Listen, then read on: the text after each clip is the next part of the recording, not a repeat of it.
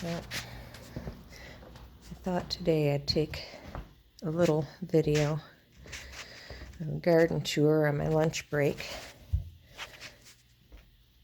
So that, yes, I'm still in my pajamas. It's 9 o'clock in the morning. I'm on my first break of the day. So I thought I'd take and make this little video diary of what's going on around here. So a quick little,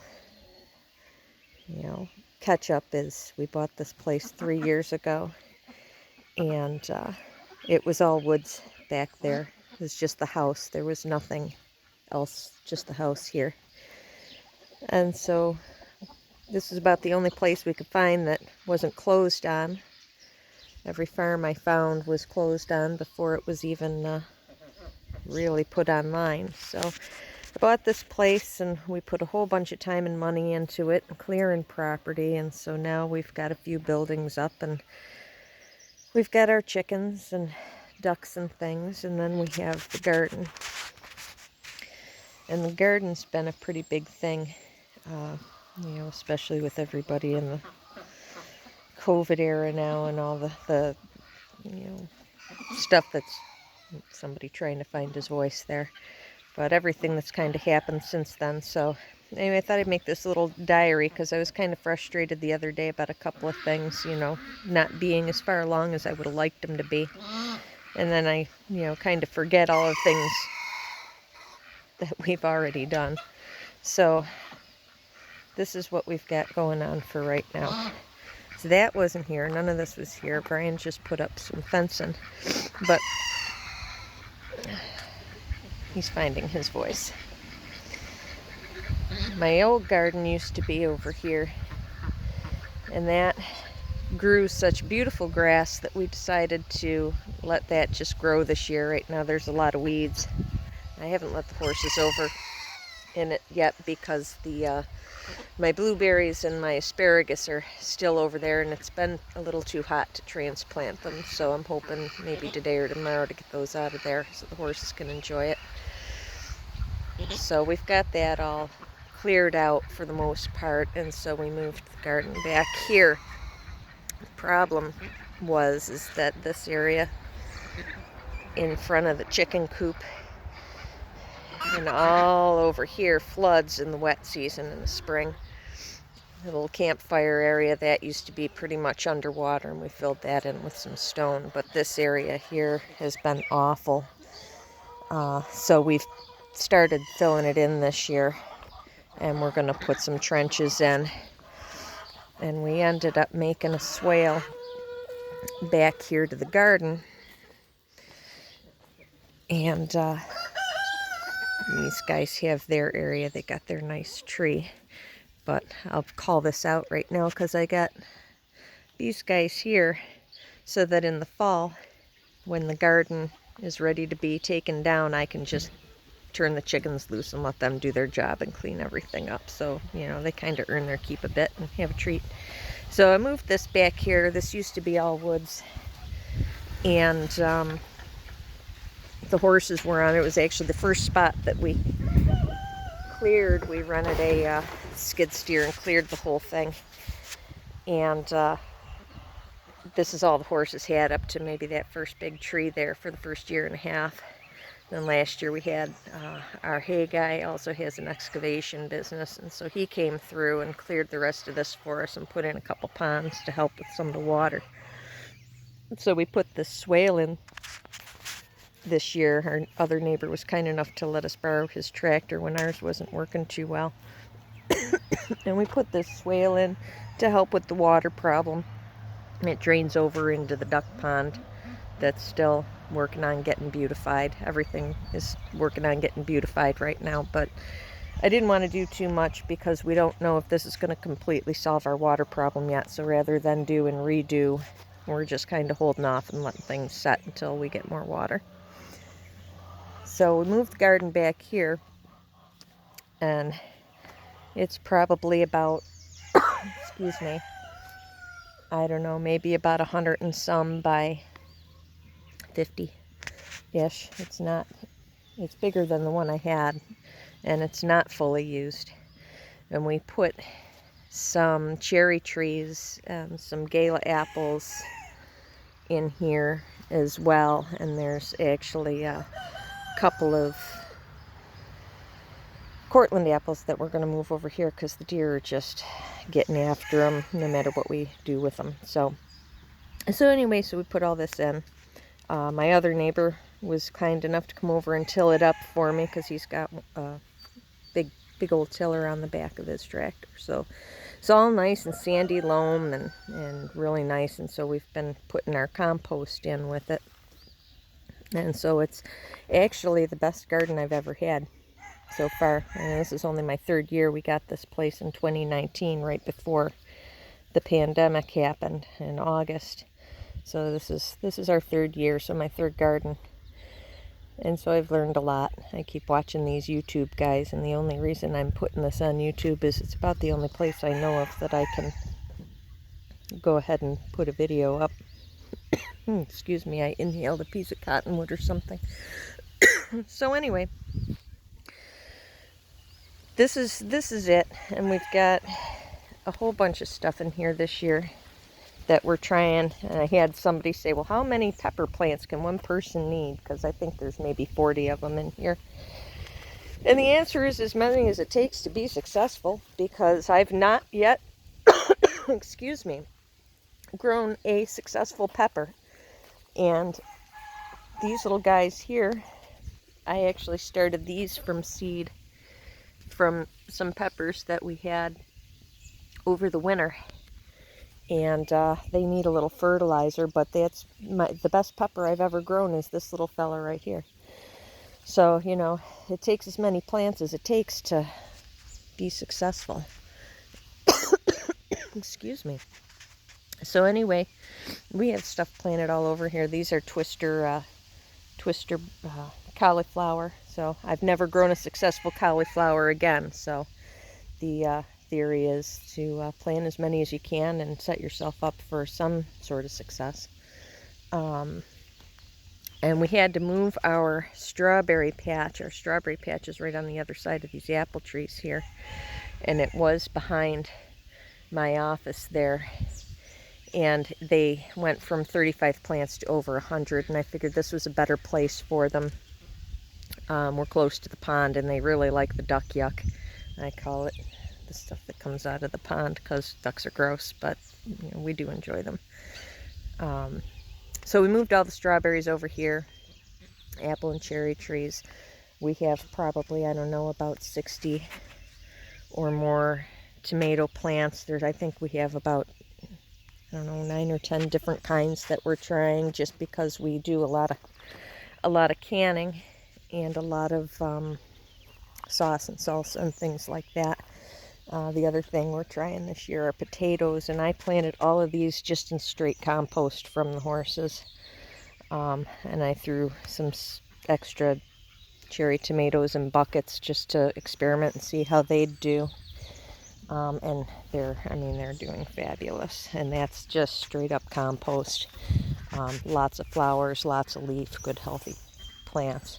The compost that I make is just from the horses. We did get some rabbits this year. I've got a horseradish right there. I never liked horseradish as a kid because I always thought it was made of horses. So, you know, weird kid stuff. But, so we've got some horseradish and the first run of cucumbers. I've got about 3 or 4 different successions of cucumbers in here because we really like to make pickles and relish and things like that.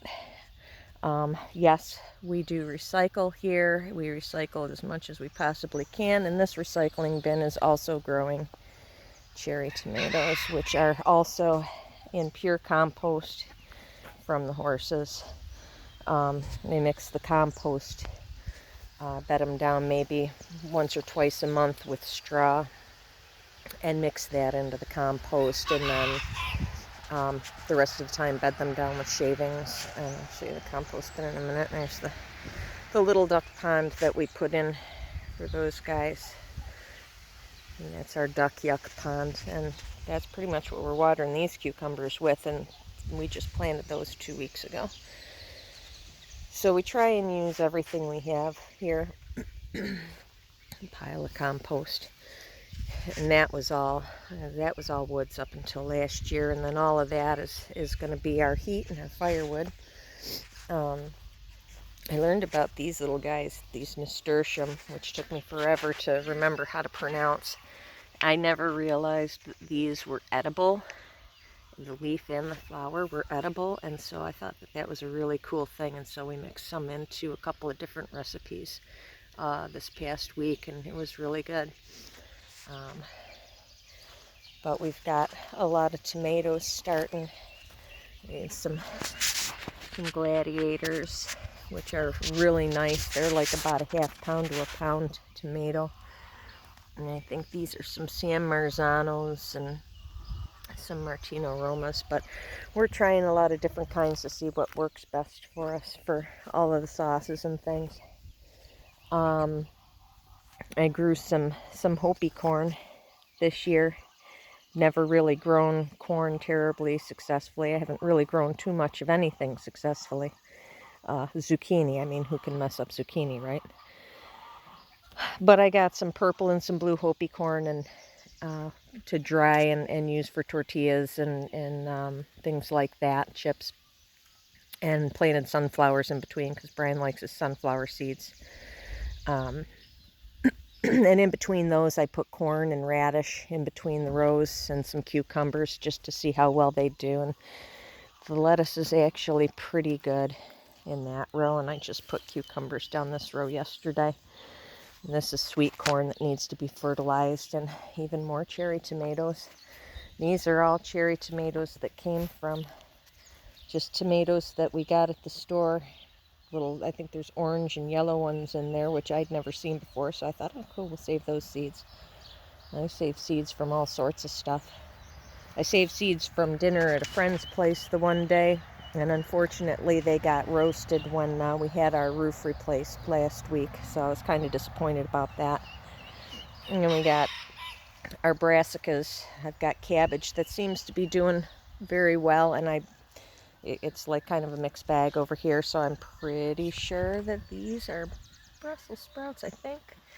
And then some other things that I've let go to seed because they weren't so successful, but something that I've kind of adapted as a thought process is, okay, so if it's not successfully growing your fruit or your vegetable, let it go to seed and use those seeds to try again. So I'm going to try again. These were, yeah, wait for it, Corona. They were new. They developed them or came out with them during the pandemic. So these are Corona cauliflower, which they did not do well. They bolted right away when we got that crazy heat.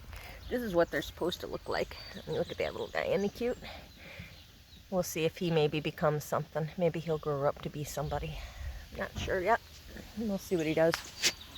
Then I got my compost tea over here. This is just my hot mess area where I leave all my stuff so I don't have to run back and forth. And this is the back part of the chicken coop. Usually the ducks get kind of separated back here when the ducklings all come, and that way the chickens aren't messing with them. And this will get opened up into the garden come fall so they can clean everything up. And then we have the she shed over there. That's where the fancy chickens are going. That's where they are now, but that'll get all separated up, so we'll be breeding different chickens next year. My horse was kind enough to take and pluck that sunflower last night. She's sneaky. She plucked that sunflower, put it in some compost, see if I could resurrect it. And last week, that crate here, I put potatoes in back in April, and they're growing beautifully. And then last week I moved a bunch of compost over and planted about 20 russets in there. So we're trying a lot of different things. I've been watching, like I said, a lot of those YouTube guys. The one guy, Brian Lovell, I want to say, on Next Level Gardening. he does a lot with tomatoes, and if anybody wants to learn about growing a good tomato, he's the guy to watch. I haven't made the trellises yet the way he makes them, but I learned about determinate and indeterminate tomatoes, which I never knew there was such a thing until this year. These are all of my indeterminate tomatoes, so I'm going to make trellises and things like that.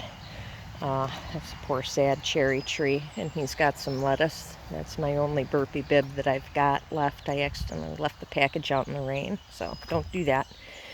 So now I gotta let those guys go to seed, so I have seed. The goal is to let some of this go to seed and collect seed so I don't have to buy any more. These are some more indeterminate tomatoes. I think those are Abe Lincolns.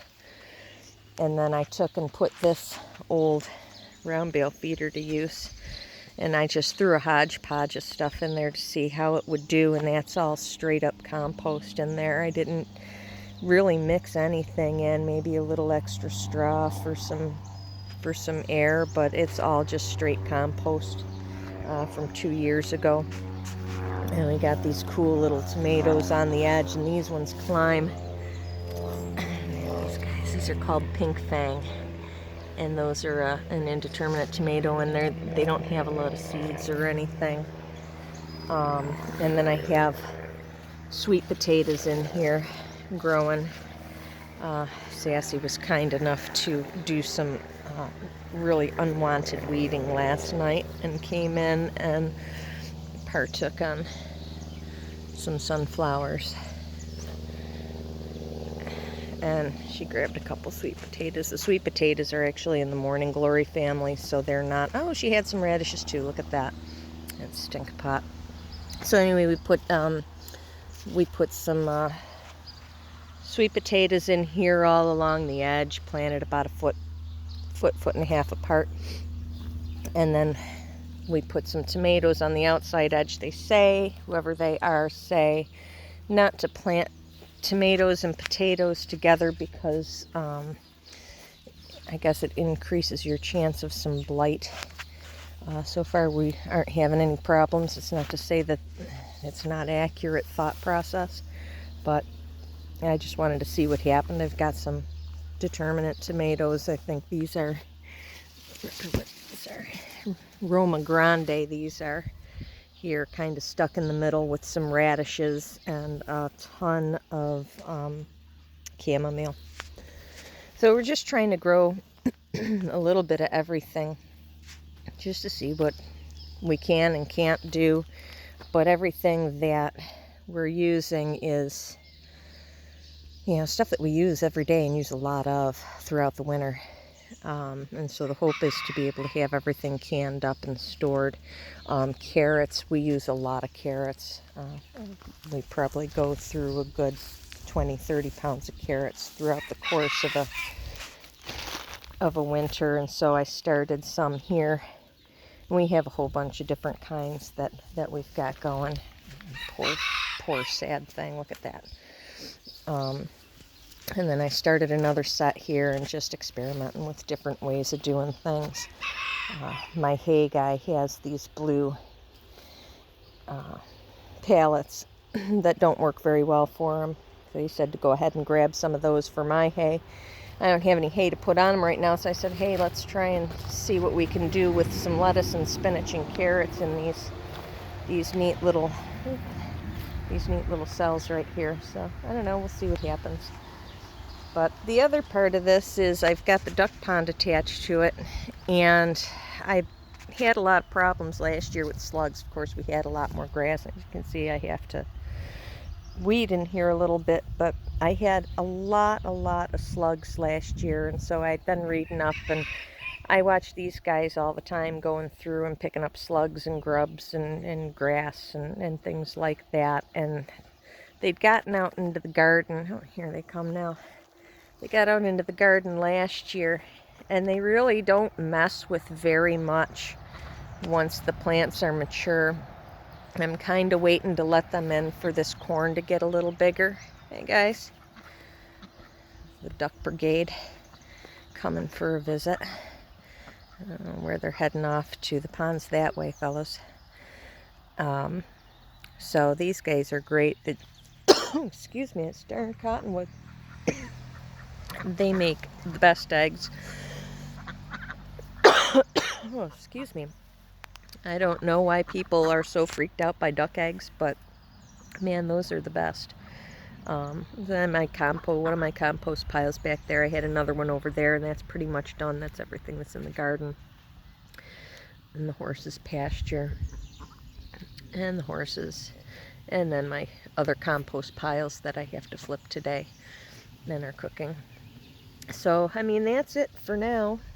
It's, you know, like I said, I watch all these YouTubers, and, you know, I'm certainly not a YouTuber, but I just wanted to put this up as a video diary, not only for myself, but for anybody else that's like, oh, what's she got going on over there, and why does she got all that going on over there? Oh, these 8-ball zucchini, these things are cool. I forgot all about these guys. These are a round zucchini, and they're great because you can hollow them out like a pumpkin and stuff them like a pepper, like a stuffed pepper, and they're great. One of my new favorite things. Learned that from one of my favorite garden stands down the road. So, and these are all of my many peppers that I didn't even realize were peppers. So, that's about it for now. We'll see where it ends up here in another month or two and what's successful. I'm interested to see if any of this, sorry to make you dizzy, this is all, I only have 3 deep purple cauliflower left because my chicken got in here, and, or not my chicken, my rabbit got in here and wreaked havoc on a few things. So we'll see where it ends up in a month. Hopefully I can keep the grass under control. This is my next spot that I have to weed. I just weeded the onions here, these guys. This is my first attempt at onions from seed. I've probably got about, I don't know, 40 to 60 onion plants in here, around about. So we make, like I said, a lot of salsa and a lot of spaghetti sauce. So I'm hoping that those are successful so that I don't have to buy onions. I'm tired of buying things, and I'd rather just grow them myself. So I don't know. We'll see in another month or so what this is all looking like. Hopefully we'll have some tomatoes ready. We've got some green beans over there too, and cucumbers, and these guys are working hard at weed whacking and doing their job. So yeah, we'll see what this brings, and hopefully there's some success. Fingers crossed.